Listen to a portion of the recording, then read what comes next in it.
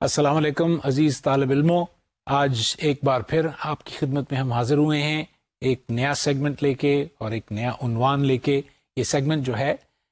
تجرباتی طریقوں کے اوپر غور کرے گا، اور اس میں ہم متعدد عنوانات کے ساتھ آپ کے سامنے حاضر ہوں گے اور مختلف قسم کے تجرباتی طریقوں کے اوپر بات کریں گے۔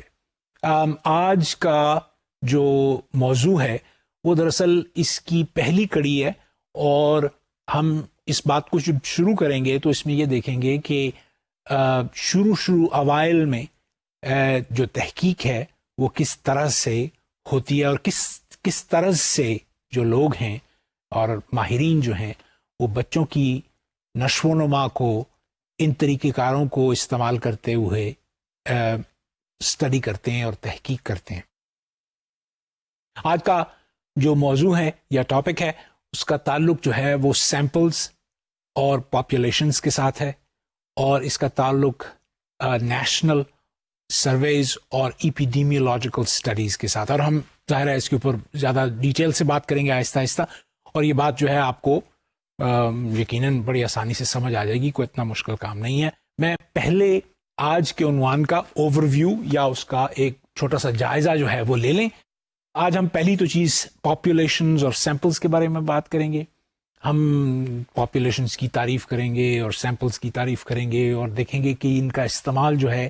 وہ چائلڈ ڈیولپمنٹ میں کس طرح سے ہوتا ہے، یا بچوں کی نشو و نما میں کس طرح سے ہوتا ہے، یہ طریقہ کار کیسے استعمال کیے جاتے ہیں۔ ہم یہ دیکھیں گے کہ کتنی قسموں کے سیمپلز جو ہیں وہ بن سکتے ہیں یا بنائے جاتے ہیں، یا ماہرین جو ہیں ان کو استعمال کرتے ہیں۔ پھر ہم دیکھیں گے کہ کئی دفعہ ہم جب سیمپل اکٹھا کرتے ہیں کسی بھی پاپولیشن میں سے تو اس میں غلطیاں رہ جاتی ہیں، یا سیمپل کے اندر کوئی نہ کوئی باعث پیدا ہو جاتا ہے یا تعصب پیدا ہو جاتا ہے، تو اس کو کس طرح سے ہم دیکھ سکتے ہیں یا کس طرح سے اسیس کر سکتے ہیں۔ پھر ہم ایک نظر جو ہے ان سٹڈیز یا ان سرویز کی طرف کریں گے جو سٹڈیز دنیا بھر میں ہوئی ہیں بچوں کے لیے، بچوں کی ان کی بالغی تک پہنچتے ہوئے جو سٹڈیز کنڈکٹ کی گئی ہیں دنیا بھر میں، ان سٹڈیز کو دیکھیں گے، اور پھر ایک چھوٹا سا حصہ ہم کوشش کریں گے کہ پاکستان کے اوپر بھی اس کے اندر غور کریں کہ پاکستان میں جو سٹڈیز ہوئی ہیں یا پاکستان پر جو سٹڈیز ہوئی ہیں، خاص طور پہ بچوں کی نشو و نما کے ضمن میں، ان کے اوپر غور کریں گے، اور یہ کوشش کریں گے جاننے کی کہ پاکستان جو ہے وہ دنیا بھر کے تمام ملکوں میں کس طور پر کھڑا ہے۔ چونکہ آپ ایک ٹیچر بننے جا رہے ہیں اور آپ بھی اپنے شاگردوں کو پڑھائیں گے اور ان کے ساتھ بہت زیادہ گہرا آپ کا تعلق ہو جائے گا، تو یہ ساری انفارمیشن، یہ تمام معلومات جو آپ کو آج کے ٹاپک میں ملیں گی، اس کا تعلق نہ صرف آپ کو اس طرح سے تیار کرنا ہے کہ آپ اس مضمون کو سمجھ لیں تجرباتی طریقہ کار پر، کیونکہ آج ہم اس بات کو شروع کریں گے، بلکہ یہ بھی سمجھ لیں کہ یہ جو طریقہ کار ہیں یا یہ جو تجربات ہیں یا یہ جو سرویز ہیں جو کہ کنڈکٹ کیے گئے ہیں دنیا بھر میں اور پاکستان میں بھی، ان کا کیا تعلق ہے پڑھانے کے ساتھ۔ تو آپ یہ سوچ سکتے ہیں یا یہ جان سکتے ہیں یا خود سے اندازہ لگا سکتے ہیں کہ یہ موضوع جو ہے یہ بڑا ضروری اور اہم ہے۔ ہر استاد اپنی کلاس میں جن بچوں کو پڑھاتا ہے اس کو یہ بات پس منظر میں رکھنی چاہیے کہ ملک بھر کے بچے، ہمارے پاکستان کے بچے جو ہیں وہ کن کن مشکلات سے گزر رہے ہیں، جیسے جیسے وہ پروان چڑھتے ہیں، کون کون سی جسمانی بیماریاں ہیں جن کو مد نظر رکھنا چاہیے، کون کون سی ایسی صورتیں ہیں جس میں بچہ جو ہے وہ اس قابل نہیں رہتا کہ وہ آگے کو بڑھ سکے یا اس کے اندر یہ قابلیت پیدا ہو سکے کہ وہ اپنی کلاس روم کا کام کر سکے۔ یہ تمام چیزیں جو ہیں ہم اس کو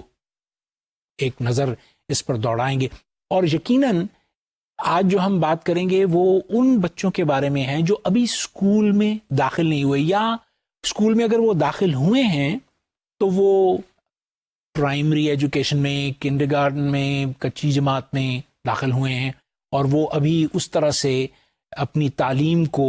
آگے کی طرف نہیں بڑھا رہے جس طرح سے بڑھانا چاہیے یا بڑھے گی ان کی ایونچولی وقت کے ساتھ ساتھ۔ تو ہم کوشش کریں گے کہ زندگی کے پہلے 5 سال جو بچے کے ہیں اس کے اوپر غور کرتے ہوئے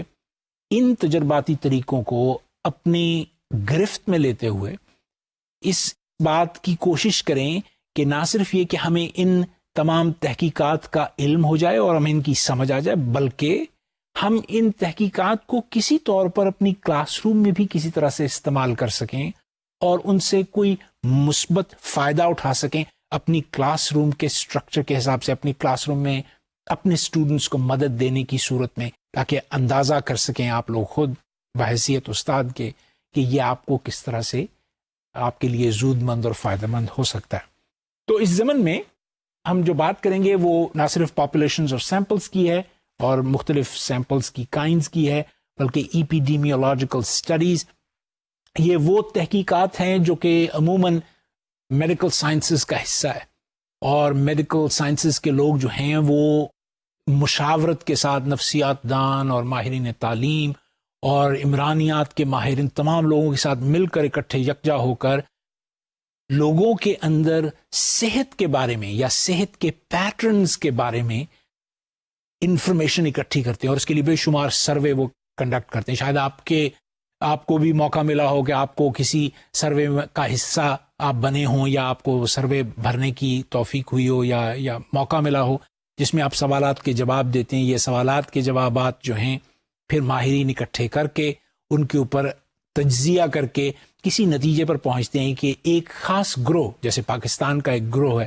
وہ بچوں کا گروہ ہے، مثلاً پرائمری اسکول کے بچوں کا گروہ ہے، وہ کس طرح سے پنپ رہا ہے، کس طرح سے بڑھ رہا ہے، کون کون سی مشکلات ہیں جو کہ عام طور پر دیکھنے میں آئی ہیں۔ کوئی ایسی بیماری تو نہیں ہے جو کہ کنٹینیوسلی بڑھ رہی ہے ایک ملک میں، جیسے خدا نخواستہ کوئی وائرس ہے یا کوئی ایسی بیماری ہے جو ہمارے اندر، ہمارے بچوں میں خاص طور پہ پھیل رہی ہے یا پھل رہی ہے، پھول رہی ہے، تو اس کو دیکھنے کے لیے یہ بڑی ضروری سٹڈیز ہیں جن کو کیا جاتا ہے۔ تو آپ لوگوں کو کسی حد تک اس بات پر مہارت ہو جائے گی، کم از کم تحقیق کو سمجھنے کی مہارت ہو جائے گی، جس کی وجہ سے آپ ان سٹڈیز کو مد نظر رکھتے ہوئے اپنی کلاس روم میں کسی نہ کسی طرح سے استعمال کر سکیں گے۔ آخر میں ہم اس ٹاپک کے اوپر پاکستان کے حوالے سے بات کریں گے، اور پاکستان کے حوالے سے بات کرنے میں بے شمار فوائد ہیں۔ مثلاً فار ایگزامپل ہمیں یہ پتہ چلے گا کہ کون کون سی ایسی چیزیں ہیں جن کو ہم نے ابھی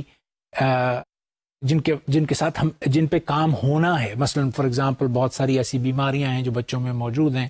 تو وہ کسی نہ کسی طور سے ہم نے ان کو ٹھیک کرنا ہے یا ماہرین سے مشورہ لینا ہے۔ تو آپ کو بھی پتہ ہونا چاہیے ان بیماریوں کی جو کوئی ایک صورت ہے وہ شاید کلاس روم میں بھی نظر آئے ہمیں۔ تو اگر آپ کو پہلے سے اس چیز کا پتہ ہو کہ اس طرح کی بیماری جو ہے موجود ہوتی ہے، تو ایک طرح سے ذہنی تیاری ہوتی ہے استاد کی، وہ جانتا ہے کہ بچے کو کس طرح سے کس نہج پہ تعلیم دینی ہے اس بیماری کو مد نظر رکھتے ہوئے۔ تو اس عنوان کو آگے بڑھاتے ہوئے بنیادی طور پر ہم دو سوال جو ہیں وہ کریں گے۔ ایک سوال تو یہ ہے کہ یہ تمام جو طریقہ کار ہیں، یہ میتھڈالوجی جو ہے، یہ ریسرچ میتھڈالوجی ہے یا تحقیق کا طرز عمل ہے، یہ بچوں کی پرورش میں کس طرح سے استعمال کیا جا سکتا ہے یا کس طرح سے استعمال ہوتا ہے۔ دوسری بات یہ ہے کہ ہم جو یہ ایپیڈیمیولوجیکل سٹڈیز کریں گے جو صحت عامہ کے بارے میں ہیں، جو کہ میڈیکل سائنسز کے لوگ اور نفسیات دان اور ماہر تعلیم اور عمرانیات اور بے شمار لوگ، سوشل ورکرز، یہ سارے مل کے ایک ساتھ اکٹھے کرتے ہیں یہ ساری سٹڈیز، ان کا اثر خاص طور پر تعلیم کے میدان میں کس طور سے ہے۔ تو یہ دو سوالات آپ اپنے ذہن میں رکھیں، اور ہم اس کے بارے میں بار بار آپ کی یاد دہانی بھی کراتے رہیں گے تاکہ آپ کو زیادہ بہتر طور پہ اس مضمون کے اوپر گرفت جو ہے وہ ہو جائے۔ تو شروع کرتے ہیں اس بات سے کہ پاپولیشن جو ہے وہ کیا ہے۔ پاپولیشن دراصل ایک شماریاتی یا ایک موضوع ہے، یعنی اسٹیٹسٹکس کا ایک موضوع ہے، اور یہ اس کی ظاہر ہے یہ میتھمیٹکس کی فیلڈ میں سے نکلا ہے۔ اور پاپولیشن کی جو تعریف ہے وہ اتنی سی ہے کہ اگر آپ تمام لوگ اکٹھے کر لیں کسی بھی شہر کے، فرض کیا جائے لاہور شہر کے لوگ اکٹھے کر لیے جائیں، تو وہ ایک پاپولیشن کہلائے گی۔ اسی طرح تمام شہری پاکستان کے اکٹھے کر لیے جائیں تو وہ ایک اور پاپولیشن کہلائے گی۔ تو پاپولیشن کا مطلب یہ ہے وہ اجناس یا وہ لوگ یا وہ ممبرز یا وہ اشخاص جو کہ ایک گروپ کے اندر شامل ہوں۔ اور سیمپل جو ہوتا ہے وہ اس پاپولیشن کا ایک چھوٹا سا حصہ ہوتا ہے. وہ چھوٹا سا حصہ جو ہے اس بڑی سی پاپولیشن میں سے ہم اس کا اخراج اس کو نکال لیتے ہیں. تو اس کو نکالنے کے بے شمار طریقے جو ہیں وہ شماریات کے ماہرین اور نفسیات کے ماہرین اور بیہیویئرل سائنسز کے ماہرین نے ڈیٹرمن کیا. خاص طور پہ شماریات کے لوگ جو ہیں اس کام پہ بہت زیادہ کام کرتے ہیں. تو سیمپل اور پاپولیشن کا آپس میں رشتہ، اس سیمپلز کا پاپولیشن میں سے نکالنا، کسی بھی بیہیویئرل سائنسز کے ماہر کے لیے اس کو سمجھنا اور اس کو پھر استعمال کرنا بہت اہم ہے، کیونکہ یہ بنیاد ہے تجربات کی. پاپولیشنز کے بارے میں ہم کیوں انٹرسٹڈ ہیں؟ کیونکہ ہم پاپولیشنز کے بارے میں پوری طرح سے ان کے اوپر تجربہ نہیں. جیسے مثلا کہا میں آپ سے کہوں کہ ایسا کیجئے کہ آپ جائیے اور لاہور کے تمام شہریوں کا وزن ناپ کے آئیے اور مجھے بتائیے کہ کتنا ہے. تو لاہور میں تو غالباً 70 لاکھ یا اس سے بھی زیادہ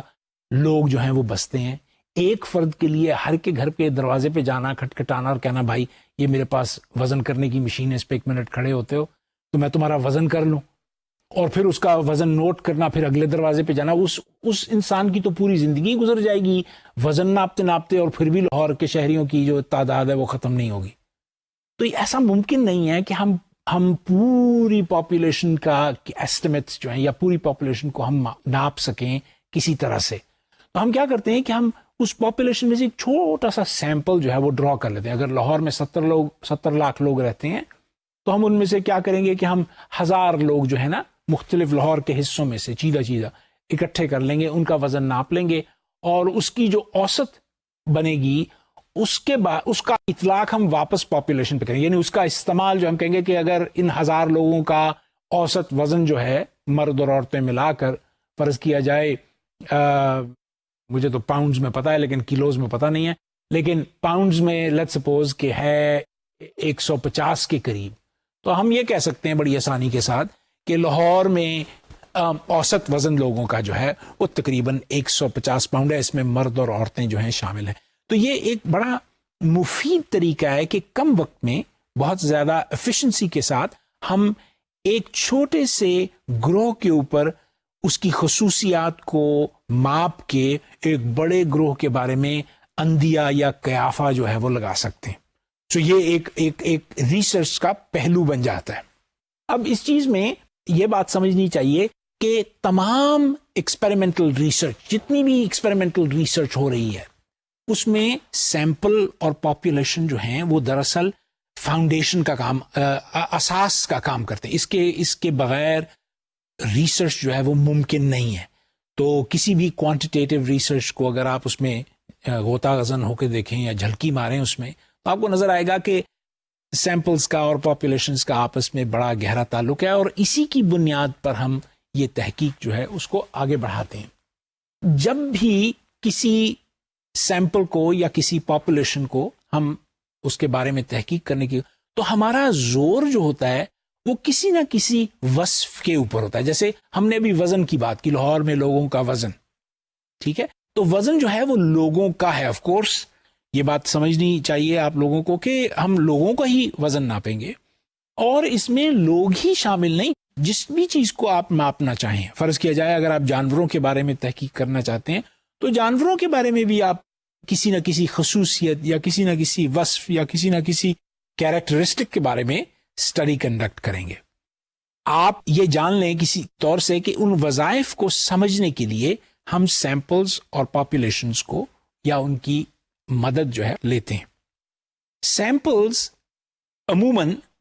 جب آپ کسی خصوصیت کو دیکھ رہے ہوتے ہیں، مثلا فرض کیا جائے آپ دیکھنا چاہتے ہیں کہ لوگ جو ہیں وہ، نفسیات دان اکثر اس بارے میں تحقیق کرتے ہیں کہ لوگ جو ہیں وہ دکھی کیوں ہیں، ڈپریسڈ کیوں ہیں.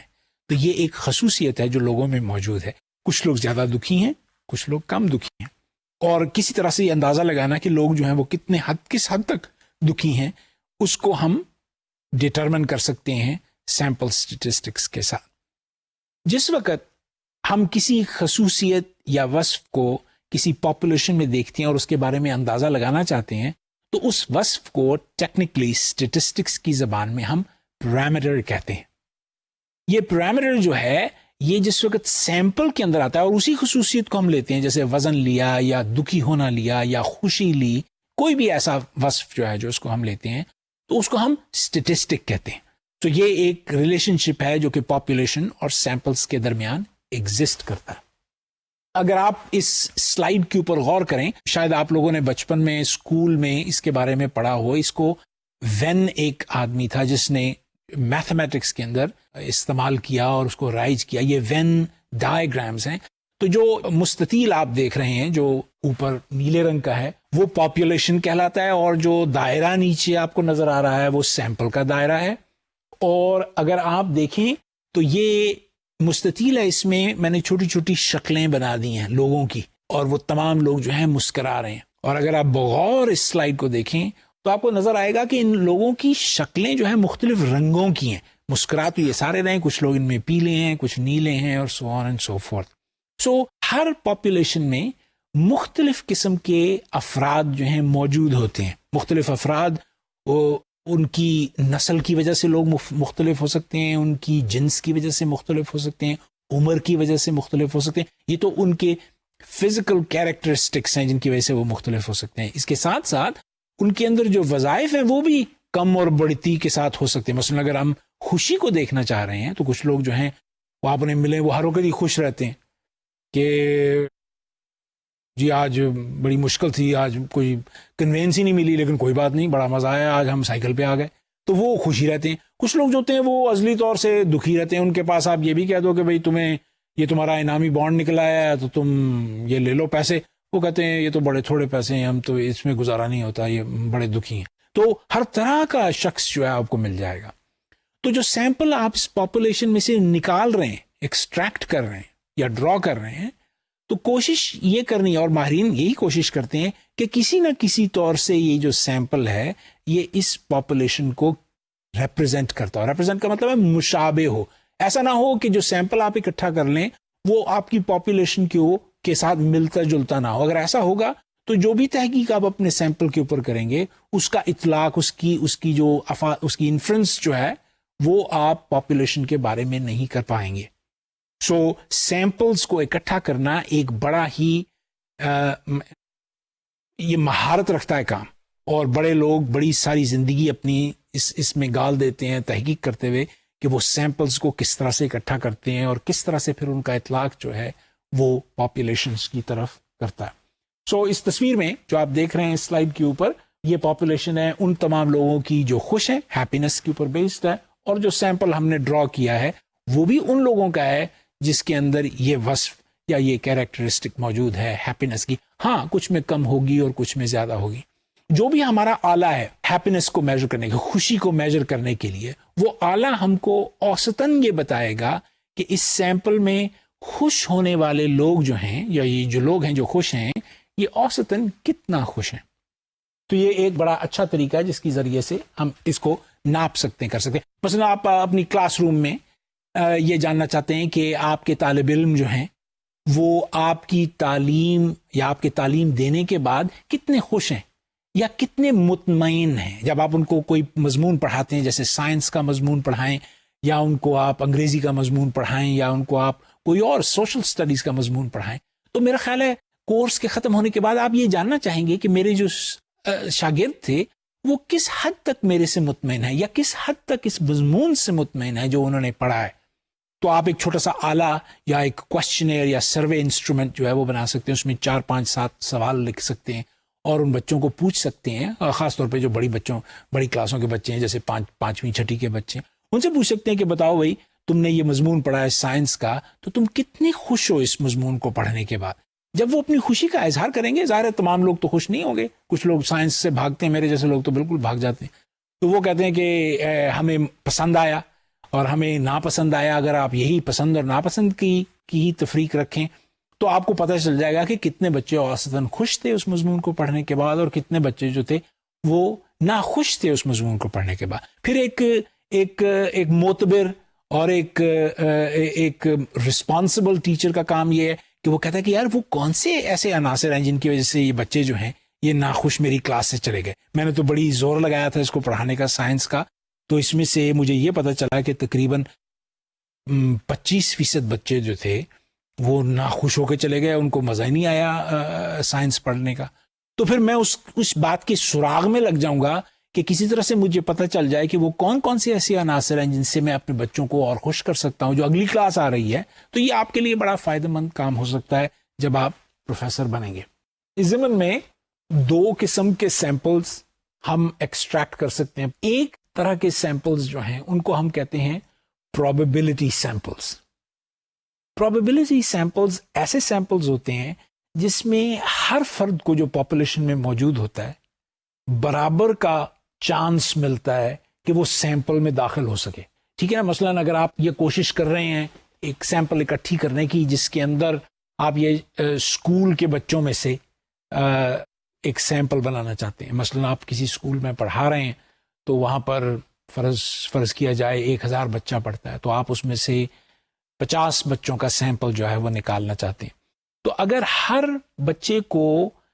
یہ چانس ملے گا, برابر کا چانس ملے گا کہ وہ سیمپل کا حصہ بن سکے, تو یہ پرابیبلٹی سیمپل کہلاتا ہے. دوسری صورت جو سیمپل کی ہے وہ نان پرابیبلٹی سیمپل کی کہلاتی ہے. نان پرابیبلٹی سیمپل کا مطلب ہے کہ کچھ ایسے اشخاص, کچھ ایسے فرد جو پاپولیشن میں موجود ہوتے ہیں ان کو کوئی بھی چانس نہیں ہوتا کہ وہ سیمپل میں شامل ہوں. یہ بظاہر تو عجیب سی لگتی ہے بات, لیکن یہ نان پرابیبلٹی سیمپلز بھی ریسرچ میں استعمال ہوتے ہیں, خاص طور پہ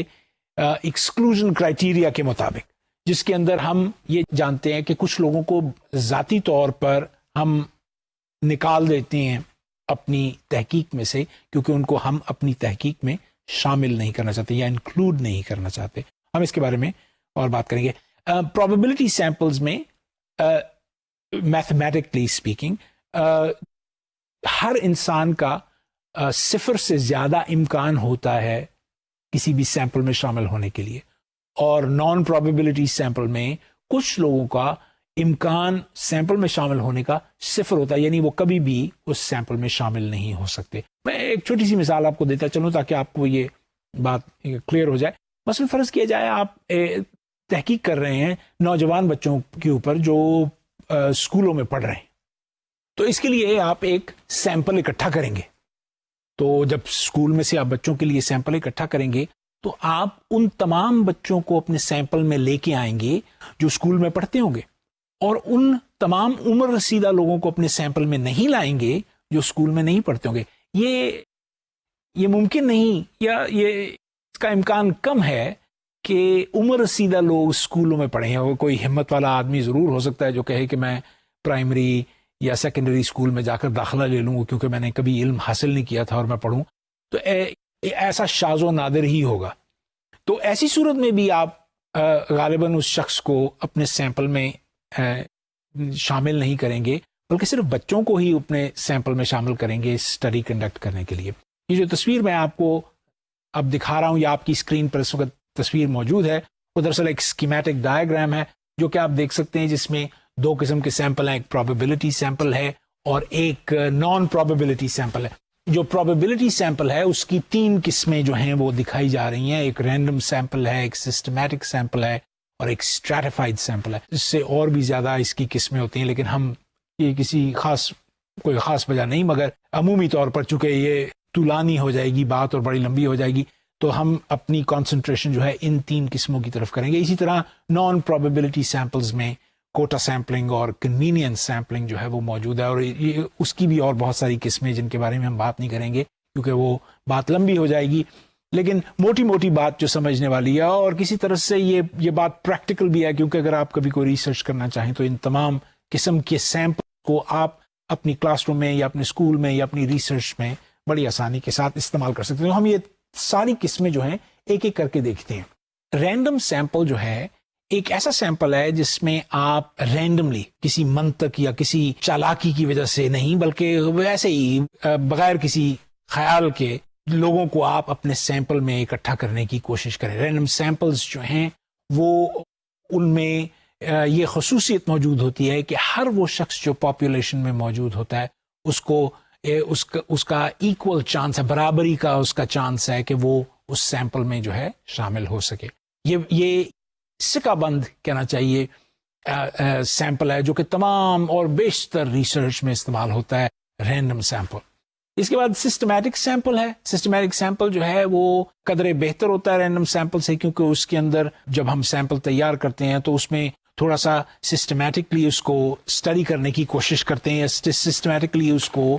ڈیفائن کرنے کی کوشش کرتے ہیں. تو اس کا طریقہ کار یہ ہوتا ہے کہ ہم پہلا شخص جو ہے لیٹس سے کسی بڑے پاپولیشن میں سے اس کو رینڈملی سلیکٹ کر لیتے ہیں، اور پھر اس کے بعد جو دوسرا فرد ہوتا ہے جس کو ہم نے سلیکٹ کرنا ہوتا ہے اس کو کسی سسٹمیٹک طریقے سے کر لیتے ہیں. مثلا فرض کیا جائے آپ کے پاس ٹیلی فون ڈائریکٹری ہو،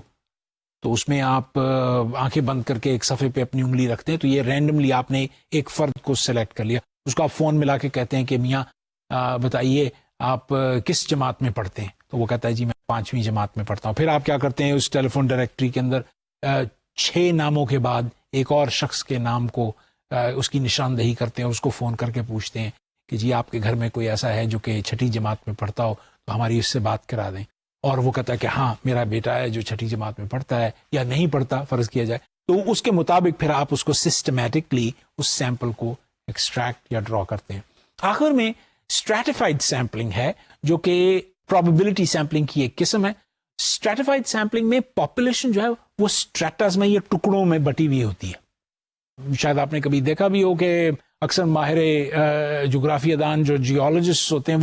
وہ زمین کو کھودتے ہیں اور پرانے جو گزر گئے واقعات ہیں یا زمانے ہیں ان کی کھوج لگانے کی کوشش کرتے ہیں، زمین کی گہرائیوں میں پہنچے. تو وہ اگر آپ نے فلموں میں یا تصویروں میں یا اخبارات میں دیکھا ہوگا کہ وہ اسٹریٹاز ہوتے ہیں، زونز ہوتے ہیں جو سوئل کے ہوتے ہیں، تو یہ پتہ چلتا ہے کہ یہ سوئل جو ہے یا یہ زمانہ جو ہے وہ قبل از مسیح تھا یا اس سے بھی پہلے کا تھا، یا یہ وہ زمانہ ہے جس زمانے میں ڈائناسورز رہا کرتے تھے وغیرہ. بین ہی اسی طرح پاپولیشنز کو بھی ٹکڑوں میں یا اسٹریٹاز میں تقسیم کیا جا سکتا ہے. مثلا ایک پاپولیشن ہے جس میں مختلف عمر کے لوگ رہتے ہیں، چھوٹے بچے بھی ہیں، درمیانی عمر کے بچے بھی ہیں، نوجوان بھی ہیں، ادھیڑ عمر لوگ بھی ہیں، بوڑھے لوگ بھی ہیں. تو یہ اسٹریٹاز بن جائیں گے. جب یہ اسٹریٹاز بن گئے تو ان میں سے ہم کیا کرتے ہیں کہ ہم سیمپل جو ایکسٹریکٹ کرتے ہیں کچھ بچوں میں سے نکال لیتے ہیں افراد، کچھ جو اپنا بیچ بچپن میں ہوتے ہیں ان میں سے بچوں کو نکال لیتے ہیں، کچھ جو ہم نوجوانوں کو اکٹھا کر لیتے ہیں، کچھ اس کے بعد لوگوں کو اکٹھا. تو ہم اکٹھا کر کے جو سیمپل تیار کرتے ہیں وہ ایک اسٹریٹیفائڈ سیمپل بن جاتا ہے. اس کے اندر بھی رینڈمائزیشن کا پروسیس استعمال ہوتا ہے اور پروبیبلٹی کا پروسیس استعمال ہوتا ہے، جس میں تقریباً چانس ہر ایک کو ہوتا ہے کہ وہ سیمپل کا حصہ بن سکے. جو نان پروبیبلٹی سیمپلز ہیں ان میں پہلی قسم جو ہے وہ کوٹا سیمپل کی ہے. کوٹا سیمپل اصل میں پہلے پاپولیشن کی اسٹریٹیفیکیشن کو مد نظر رکھتا ہے. جیسے ہم نے ابھی اسٹریٹیفائڈ سیمپلز کی بات کی اور پاپولیشن کی بات کی، تو اس میں ہم جو پاپولیشنز ہیں ان کے اسٹریٹاز جو ہیں وہ بنا لیں گے. مثلا فرض کیا جائے کہ کسی ایک چھوٹے سے گاؤں یا قصبے میں ہم جاتے ہیں اور وہاں کے لوگوں کو ہم پاپولیشن مان لیتے ہیں، اور ہم جاننا چاہتے ہیں کہ وہاں کے لوگ جو ہیں وہ کس طرح سے مختلف مدارجوں میں بٹے ہوئے ہیں یا اسٹریٹس میں بٹے ہوئے ہیں. تو ہمیں پتہ چلتا ہے کہ اس قصبے میں 30% بچے جو ہیں وہ پیدائش سے لے کر 12 سال کی عمر تک کے ہیں، اور 30% ایسے بچے ہیں جو کہ 12 سال کی عمر سے لے کر 25 سال کی عمر تک کے ہیں، اور پھر 30 سال کے ایسے بچے 30% ایسے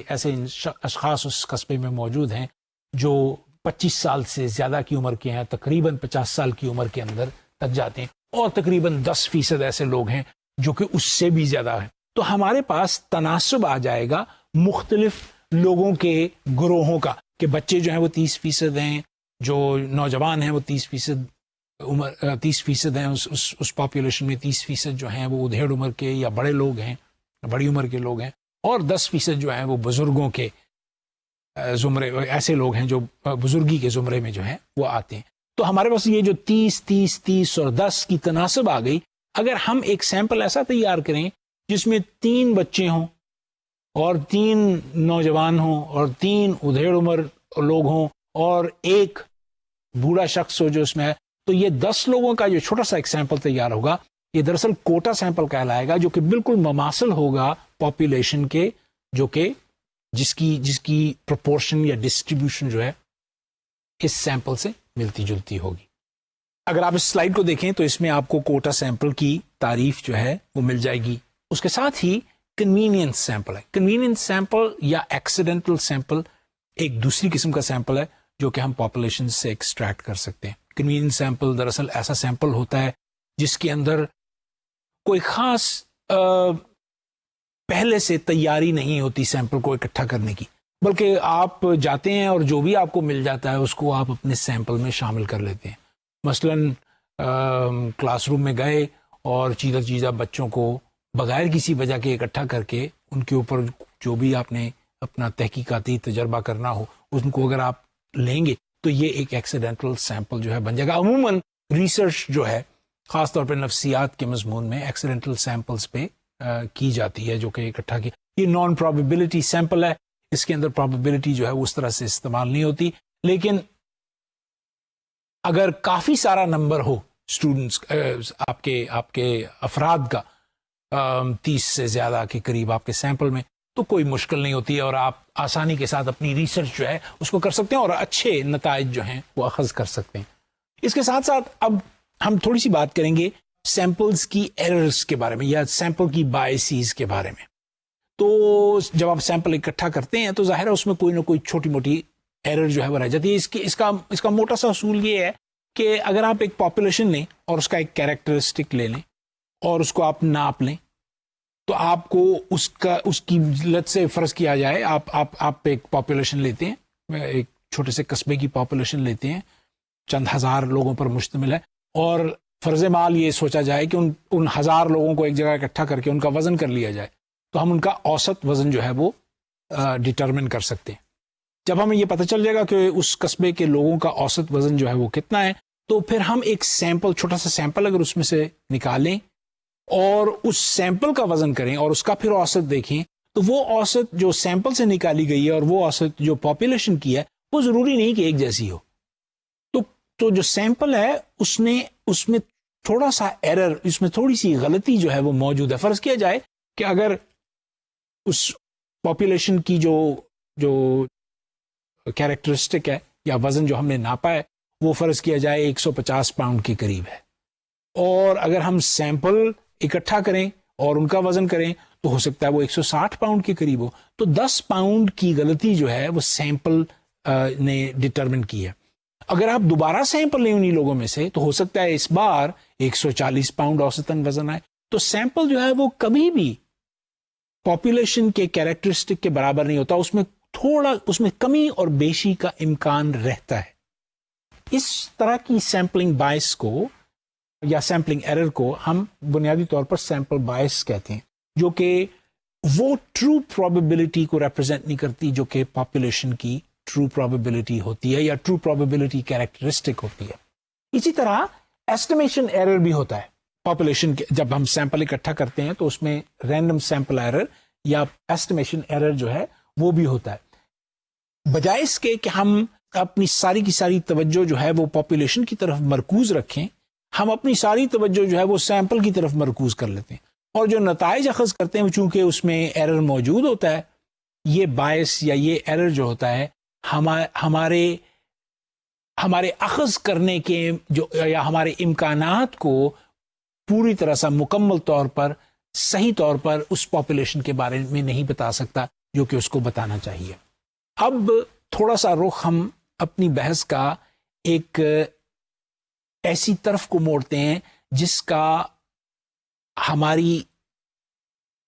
انڈرسٹینڈنگ کے ساتھ بڑا گہرا تعلق ہے، اور اس کا گہرا تعلق اس لیے ہے، اور میں یہ سمجھتا ہوں کہ ماہر تعلیم جو خاص طور پہ اساتذہ بننے جا رہے ہیں ان کو اس چیز کی انڈرسٹینڈنگ جو ہے وہ ضرور ہونی چاہیے. یہ جو رخ ہم بدل رہے ہیں اس عنوان کے اندر، اس کا تعلق ایپیڈیمیولوجی سے ہے. ایپیڈیمیولوجی ایک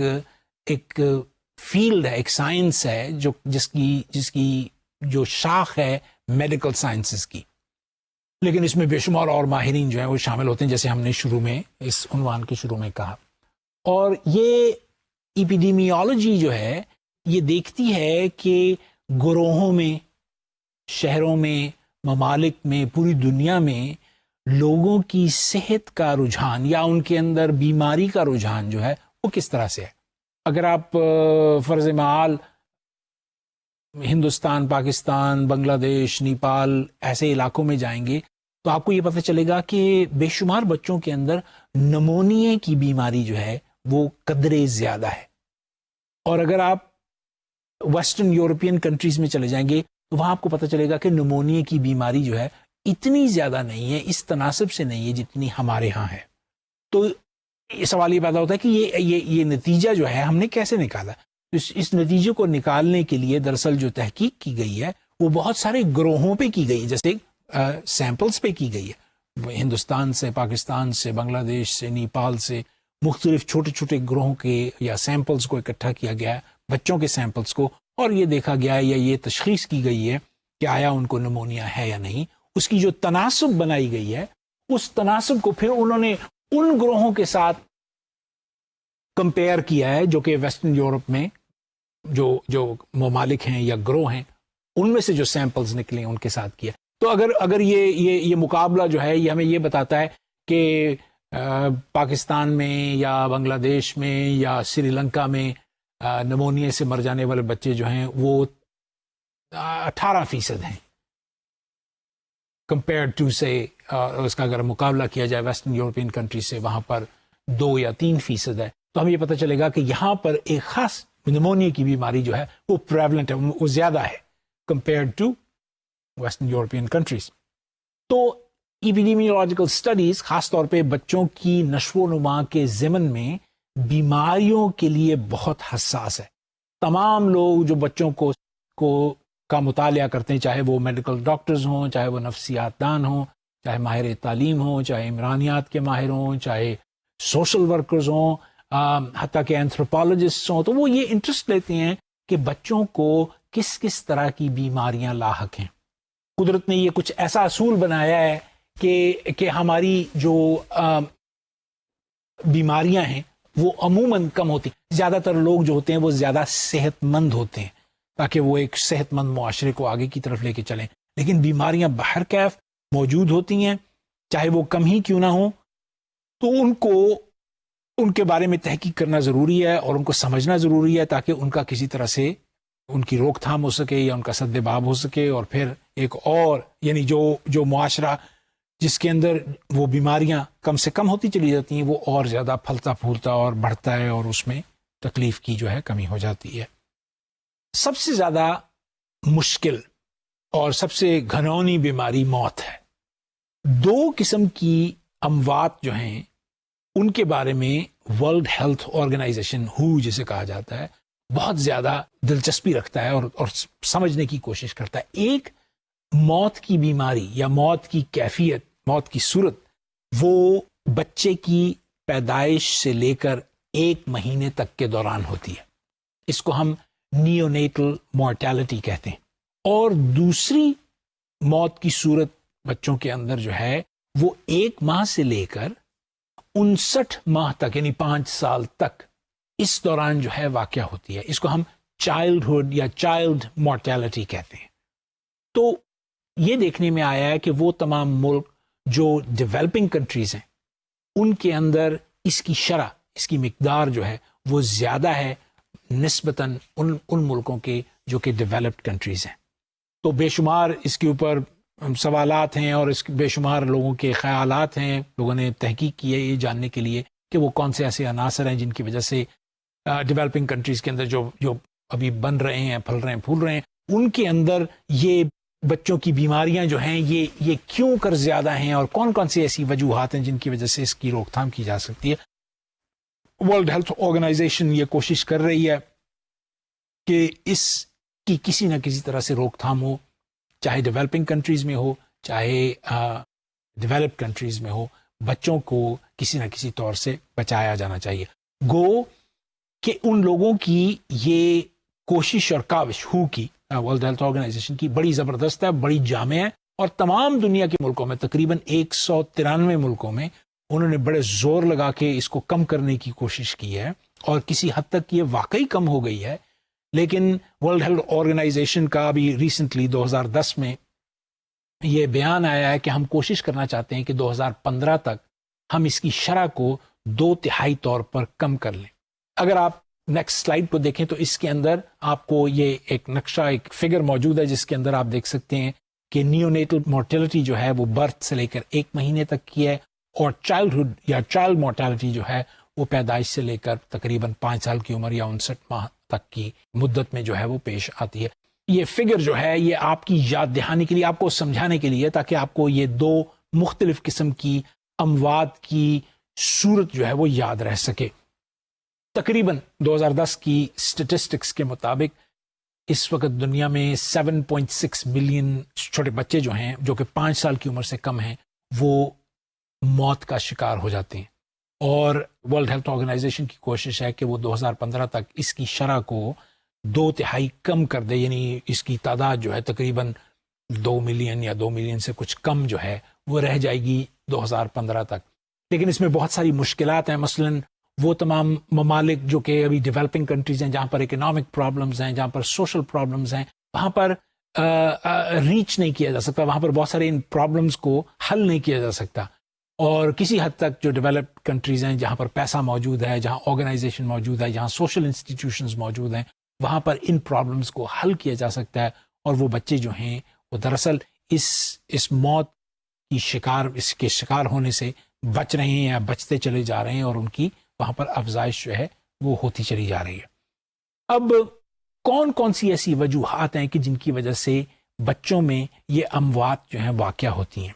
تو بہت ساری بیماریاں ہیں. مثلا میں نے نمونیا کا ذکر کیا ابھی آپ کے سامنے، پیچش ایک اور بیماری ہے، ڈائریا جس کی وجہ سے ہوتی ہے، ملیریا ایک اور بیماری ہے جس کی وجہ سے ایسی ہوتی ہے.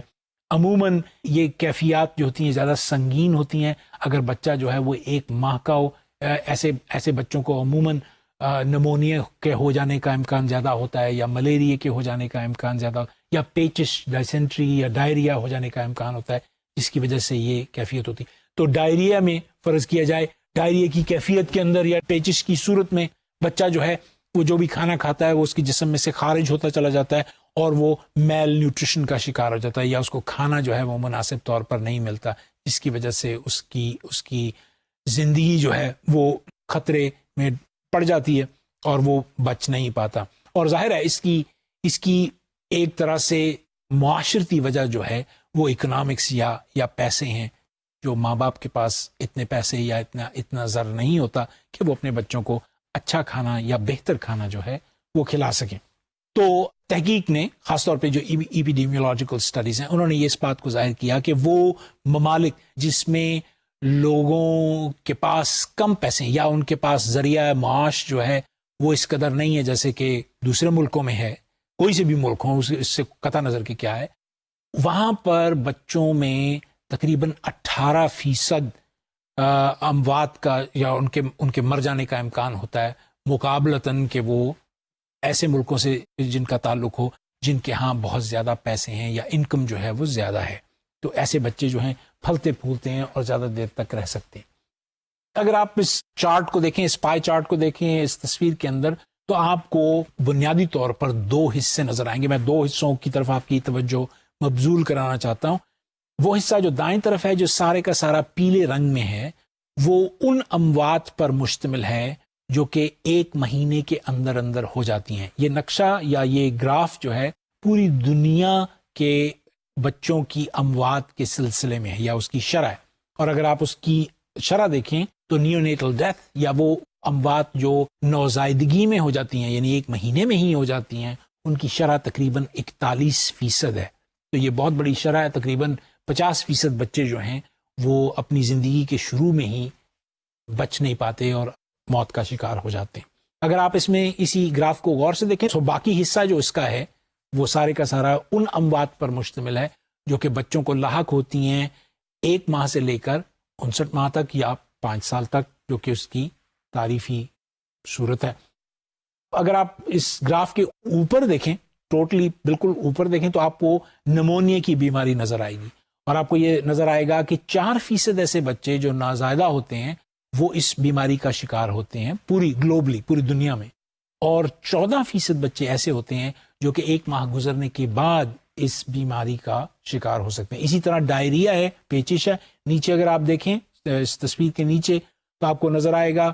کہ نوزائیدہ بچے تقریباً 1% پوری دنیا میں اس بیماری کا شکار ہوتے ہیں اور اس کی وجہ سے ان کی موت ہو جاتی ہے, اور 14% بچے ایسے ہیں جو کہ 1 ماہ سے بڑے ہوتے ہیں مگر 5 سال سے کم ہوتے ہیں, جن کی موت جو ہے وہ اس بیماری کی وجہ سے ہوتی ہے. اب ہمارے پاس فی الفور پوری طرح سے پاکستان کا ڈیٹا تو موجود نہیں ہے, لیکن ہمارے پاس ایسٹرن میڈیٹرینین ریجن کا ڈیٹا ہے, جس کے اندر ایسے ملک شامل ہیں جس میں پاکستان شامل ہے, جس میں سری لنکا شامل ہے, جس میں انڈیا شامل ہے, ہندوستان شامل ہے, جس میں افغانستان شامل ہے, ایران شامل ہے, کچھ میڈیٹرینین اسٹیٹس عرب ممالک جو ہیں وہ شامل ہیں. تو اگر ہم ان کو دیکھیں تو یہ نقشہ جو ہے یا یہ فگر جو ہے دنیا کی فگر سے زیادہ مختلف نہیں ہے, لیکن کچھ چیزیں ایسی ہیں جو مختلف بھی ہیں. مثلا فرض کیا جائے اگر آپ جو پیلا حصہ ہے اس تصویر کا اس کی طرف غور کریں تو جو نوزائیدہ اموات ہیں وہ ایسٹرن میڈیٹرینین ریجن کے اندر ذرا سی دنیا سے زیادہ ہیں, 41 کی بجائے 45% ہیں. تو یہ نمبر جو ہے کافی زیادہ ہے. اگر آپ نمونیا میں دیکھیں تو 4 کی بجائے 5% بچے جو ہیں وہ نوزائیدگی میں مر جاتے ہیں اس بیماری کی وجہ سے, اور تقریباً 14% جو کہ باقی دنیا میں بھی وہی نمبر ہے اس سے نمونیا سے مر جاتے ہیں, جو 1 مہینے سے زیادہ کے ہوں یا 5 سال سے کم کے ہوں. اگر ہم ڈائریا دیکھیں تو ہمارے ریجنز میں ڈائریا یا پیچش کی بیماری جو ہے وہ زیادہ ہے, اور یہ ڈائریا کی بیماری جو ہے اگر آپ دیکھیں تو یہ لاحق ہوتی ہے 1 مہینے کے بعد 5 سال تک, اور تقریباً 17% بچے جو ہیں اس بیماری کی وجہ سے اس دنیا سے رخصت ہو جاتے ہیں. تو یہ چند ایسی بیماریاں اور بہت ساری اور بیماریاں ہیں جو کہ اس گراف کے اندر لسٹڈ ہیں. ہم کچھ بیماریوں کو جو خاص طور پہ پاکستان میں موجود ہیں اس کے بارے میں بات کریں گے تاکہ آپ کو ذرا سا اندازہ ہو کہ ہماری یہ بیماریاں جو ہیں کس طور پہ یا کس طرح سے پھیلتی ہیں اور ان کی کیا صورتیں ہیں جن کی وجہ سے یہ اموات جو ہیں ہمارے بچوں میں واقع ہو جاتی ہیں. یہ اسٹیٹسٹکس جو میں آپ کے سامنے پیش کر رہا ہوں یہ قدرے پرانی ہے, 2008 کی ہے, تو یہ قدرے پرانی ہے, تو اس میں یقیناً کچھ تبدیلی جو ہے وہ آئی ہوگی. اور مجھے امید ہے کہ اگر آپ کے پاس انٹرنیٹ کا ایکسیس ہے تو میں آپ سے یہ میری یہ خواہش ہے کہ آپ ورلڈ ہیلتھ آرگنائزیشن کی ویب سائٹ پہ جائیں اور دیکھیں کہ اس وقت پریزنٹ ٹائم میں جس وقت آپ یہ لیکچر سن رہے ہوں گے اس وقت یہ شرح جو ہے یہ کس طرح کی ہے یا کس طور کی ہے. پاکستان میں نوزائیدہ اموات کی بنیادی 4 وجوہات ہیں, اور 4 بڑی بیماریاں جو ہیں وہ لسٹڈ ہیں. مثلا برتھ اسفکسیا, یہ ایک بیماری ہے جب بچہ ماں کی کوکھ میں سے پیدا ہو رہا ہوتا ہے تو اس کو سانس کی دقت ہو جاتی ہے. تو جب وہ سانس نہیں لیتا یا سانس نہیں آتا اس کو, یا اس کے پھیپھڑے کمزور ہوتے ہیں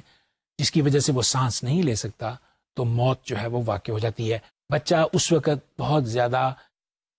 دگرگوں حالت میں ہوتا ہے اور کسی نہ کسی طرح سے اس کو بچانے کا عمل جو ہے وہ ظاہر ہے ڈاکٹرز اور دائیاں مڈ وائفس جو ہیں وہ کوشش کرتی ہیں بچانے کی, لیکن بے شمار فیکٹرز کی وجہ سے جو کہ ابھی اب ہم لسٹ کریں گے وہ آپ دیکھ سکتے ہیں کہ وہ بچے جو ہیں, تو تقریباً 53% بچے ہمارے ملک میں پاکستان میں جو تقریباً ایسٹیمیٹڈ ہیں, جس کے اندر اور دوسرے ایسٹرن میڈیٹرینین کنٹریز بھی شامل ہیں, وہ اس بیماری کی وجہ سے